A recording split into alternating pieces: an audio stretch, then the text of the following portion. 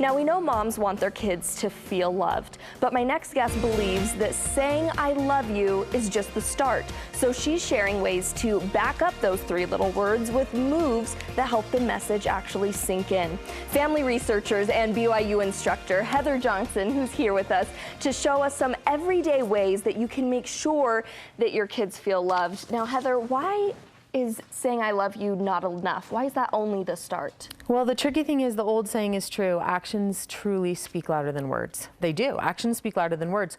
So we can tell our kids all day that we love them, but if our actions aren't backing that up, it doesn't matter. And a really unfortunate example, right? Even in our home, I am weak at bedtime. That's where I'm tired and I'm weak. And I notice that when I work with our kids at bedtime, I'm constantly rushing them. Go brush your teeth, get your jammies on, pick a short book, not a long one. Get it, you know, we're just, it's this process. And I recognized a couple years ago that I end every night by hugging them and saying I love you. But as I walk out of their room, none of the actions I just put forth actually say I love you, right? I shortened up the story. I told our kids who had questions, we'll talk about them tomorrow. I didn't hang out in the bathroom while they brushed teeth. And so when we send those mixed messages, we can say I love you all day long. But if our actions aren't backing that up, then they don't really believe it. They don't really feel it. So what are some of those actions that we do or don't do, hopefully don't do on a daily basis that keep our kids from feeling that love even when we do say I love you? Sure. Well, one of the first things we do is if there's not stability and security in our home, they don't feel true love. And when we hear the word security, we're very quick to think, oh, does that mean like safety, meaning intruders, or do we live in a safe neighborhood environment? But we're talking about the stability and security that comes from our home because things are predictable, because there's unconditional commitment, and because our lives and their lives are filled with routine. When things are predictable in our home, they know what to expect. When they know what to expect, there's no confusion. And so they know what consequences will be enforced. They know what's expected of them. They know that we'll set aside time to actually listen to them. They know that they'll be understood. This creates stability. Understanding leads to trust. Trust leads to love. So we want to first work to make a very stable, secure household where routines and rituals are in place and they know what to expect. They know what to expect. And now, where does the parents, where does their relationship come into play with helping those kids feel loved? Is there an example that can be set between the parents and their relationship? Sure, absolutely. So it's not just about how we love our children. Our children learn about love from watching how we have relationships with other people and how we love. So they learn a great deal, if not everything, from the marriage they see in that same home. And we're quick to think, well, what if I'm not married or a single parent? They're still learning from the way you treat an ex-spouse. That's still a relationship that needs to be modeled in love. So if our children are watching marriages where there's no forgiveness, where we're quick to judge, where there's unkind words being spoken, they come to learn that that's what love looks like. And so they take those things with them and pattern them in their future relationships. We don't want that. We need our children to understand that love is based on forgiveness. It is based on empathy. It is based on kind words. It's based on those things. So we want to do that. So it's not just a stable home, but it's a stable home that has adult relationships that pattern love the right way, right? And after that, we're really in this position where we hear a lot about time, but this one we can't excuse. We cannot walk away from the fact that love is truly spelled T-I-M-E. It is, right? We need that time with our kids. And so we've got to make sure that we are making time for our kids every day. The number one question I always get is, okay, that's great, but how much time, right? We're busy. And the quality time versus quantity, where's the difference? It's exactly right. And so it's not about the quantity, it is about the quality.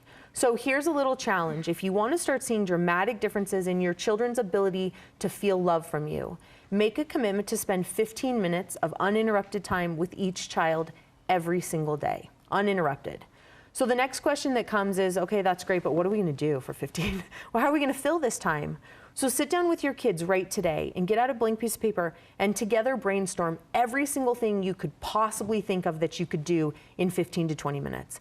And put those lists on your fridge or in your kitchen or your family room, the computer, wherever they're going to see them. And every day just simply say, go pick something off the list and let's do that together. It's that easy, right? You will see their behavior change. You will see their ability to be patient in your home change because now they're feeling love from you. They're feeling love. And so we've got to spend time with them. We do. One other thing that you've talked about that's a really key factor and that I think a lot of people don't take into consideration is adults complaining in front of their children. How does that impact a child? Absolutely, and their ability to feel love, right? Yes. It gets tricky. I was very blessed to grow up in a home where my parents, but in particular my mom, who I was home with all day as she stayed home, has never once complained about the responsibility she had as a wife, as a mother, as a woman. Not once. It's not a trait I got to the same degree that she has. I'm not nearly as good. But when I complain about how long a swim meet's gonna go, or that I have to get you another, didn't I just get you a drink? I have to get you another drink. Or the laundry, I've got more laundry. We're really telling our kids that they're irritating. We're telling them that they're annoyances to us. Our kids know that their dirty clothes are in that laundry pile. And so they're an object, they're irritating. Our kids know if we're expressing frustration because their swim meet goes 6 hours and you only swim for 23 seconds, what am I gonna do for 6 hours?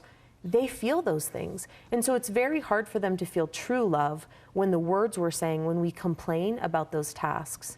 So the goal then is to get to a point where we truly want to serve them out of love instead of help them because we have to. And now there is a line with that in the sense of, you know, the parents who want to teach their kids that and show them the responsibility that comes with being a parent and teaching them, hey, these are the things that we do for you, but there's a difference between complaining about it and teaching them the appreciation for all that their parents do, correct? Absolutely. And if we're seeking the appreciation or we're seeking, hey, look at me, I do so much, we're still sending a wrong message. If we're teaching them the skills they need to be responsible adults, then by all means we need to teach. And so there's a difference there. But we want to make sure we don't complain. We also want to make sure that we're not critical.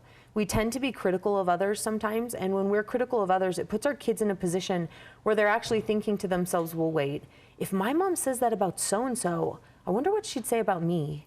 And so they start to worry that we're critical in the same fashion. Plus, when we're being critical of others, it's hard for us to then take a step back and recognize what the needs of our children are, because we're pretty consumed by being critical with other people. And then we have critical kids who have a hard time, you know, having empathy for others in their own relationships. And lastly, quickly, you say the key to is finding love for yourself before all else. Absolutely. So not being critical of others and not being critical of ourselves. Our kids recognize when we can't love ourselves.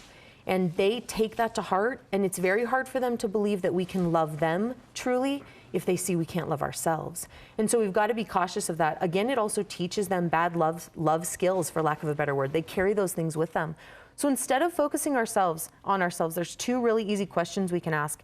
If we'll take a step back and look at our kids and ask, what is the one thing that my daughter or my son needs the most from me?